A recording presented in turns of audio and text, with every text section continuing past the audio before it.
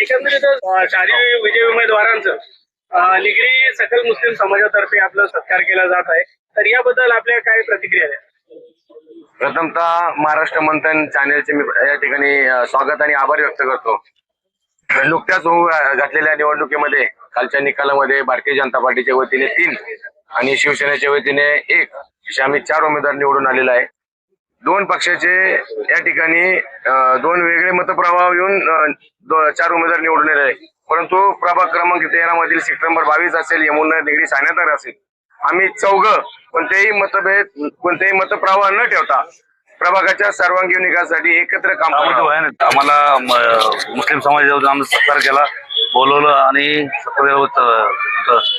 आभार आणि चांगलं वाटलं। आणि मुस्लिम समाजानं आम्हाला बीजेपीला असं वाटलं तर वोटिंग करणार नाहीत, ते करून दाखवलं, त्याच्याबद्दल सर्वांचा आभार। ही भीती होती की जर इकडचा उमेदवार निवडून आला नाही तर तो इकडच्या विकासावर लक्ष देणार नाही, तर ही भीती त्यांच्या मनातली आपण घालवण्यामध्ये यशस्वी ठरणार।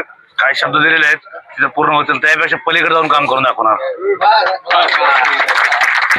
मी अक्षय राजेंद्र करंडे, माझी मिसेस अर्चना अक्षय करंडे भारतीय जनता पार्टीकडून इथं नगरसेवक झालेले आहे।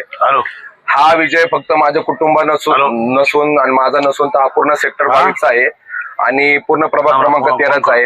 येणाऱ्या दिवसात आम्ही प्रभागासाठी चांगले काम करू आणि ताई असतील, बाप्पू असतील आणि अण्णा असतील, आम्ही चौघं मिळून सेक्टर 22 साठी व प्रभाग क्रमांक 13 साठी चांगलं काम करू। आणि मुस्लिम समाजाने आम्हाला इथं बोलवलं, त्यांचे आम्ही आभार मानतो आणि जेवढं होईल तेवढं चांगलं काम करण्याचा प्रयत्न करू। धन्यवाद।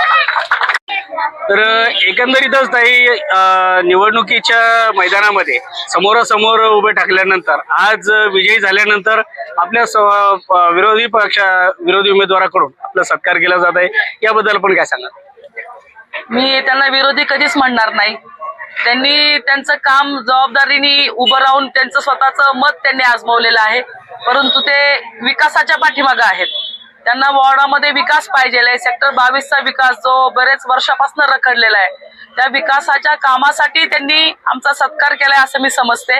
आणि निश्चितपणे त्यांच्या ज्या काही मनोकामना आहेत या सेक्टर 22 मध्ये जे काही काम करायचे, तर मी त्यांच्या खांद्याला खांदा लावून त्यांना मी बरोबर घेऊन हे काम करणार आहे। आज येथे संपूर्ण सकल मुस्लिम समाजातर्फे आपला सत्कार करण्यात येते आपल्या विजयानंतर, तर आपल्या त्या समाजातर्फे काय प्रतिक्रिया आहे?